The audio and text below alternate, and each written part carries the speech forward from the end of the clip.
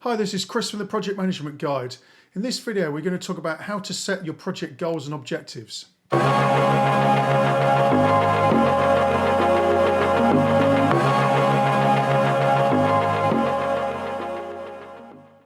So in this video, we're going to talk about the project goals and the objectives, and we're going to try and understand what the difference is between the two and why you need to set them on your project. And then in a moment, we're going to look at some examples so that you can see how to set them up for your own project.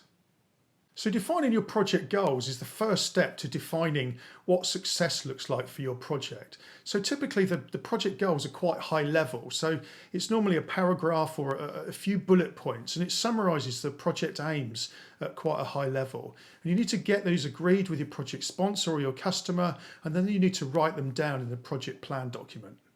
By contrast with the project goals, the project objectives are much more specific and detailed, and you need to write them down as SMART objectives if you can. If you're not familiar with that term, SMART means specific, measurable, achievable, realistic and time-based. So you need to write your objectives down on that basis. You need to agree these with your customer or your sponsor. You need a minimum really of between 5 and 7 on your project, but really you need as many as possible. And these are going to be referenced throughout the project to answer the question, are we still aligned with our project objectives as we go along in the project? So why is it important to define our goals and our objectives for our project? Well, really, you just need to understand what success looks like for your project. So you need a clear statement of that. It's the foundation really for the requirements and the scoping of the deliverables and the activities that you'll need that you're going to deliver on your project. So if you haven't really got a clear definition of where your project is going to end or where it's going to arrive at, then you're going to have difficulty defining what the scope is for the project. So if you can think about this as like a plane that's going to a specific destination, I mean, you could take off in the plane and decide where you're going in mid-air, but really it's probably better to define where your destination is before you take off. I mean, clearly you can change some of the objectives and some of the criteria during the project, but generally speaking, you need to be pretty clear about where your destination is before you take off in the first place. So here I've got an example for you of what the goals are for a typical project and the objectives. So in this one, I've actually set out a sort of headline for the goals, as well as the text and also some specific objectives. So in this one, our overall goal is to get to market faster for a product. So the project's going to deliver a new platform with a set of tools and processes and systems allowing the company to provide new services to our customers much faster than our existing systems.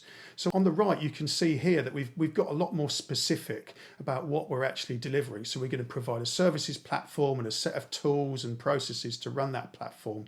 And then we're going to define that we're aiming to mean that when we build our new products with this new platform, that we can reduce the build time from 9 to 15 months at the moment to 4 to 9 months in the future when we've built the new platform. And this actually is an example that I've used, was actually a typical example, an actual example that I had on a project that I ran some time ago. And then also we've set another objective that we're going to maintain the service level, the quality of the service and the availability of the product to be the same as it is right now with our existing product, so that when we go live, the quality of the service is the same. So in this example, we've set out the goals and the objectives in a similar format here. So I've put together a headline. So on this project, our goal is to improve the quality and improve the user experience and the support for our customers. So the project's going to deliver improvements to our customers' user experience by improving the system performance and reducing our customer complaints. So on the objective side, what we're looking at here is that we're trying to reduce the error rate for our user systems to be 50% less than our existing service. We're looking to increase the speed of the system for our users to 30% higher than our existing service. And what we're trying to do is we're trying to cut down the number of contacts to our customer services by 50% from the current levels. So these actually are quite sort of typical objectives that you might have on a customer service improvement project. So you can see from this example that you could set these similar sort of objectives for your own project. So in summary then, the project goals are quite high level normally, so normally about a paragraph or a few bullet points, something like that. Whereas the project objectives are much more detailed and specific, and you need to make those SMART objectives if you can. And together they define what success looks like for your project. And you're going to be referencing these throughout the project to make sure that you're on track to deliver against the project objectives and goals for your project. So thanks for watching the video. I hope you've enjoyed it.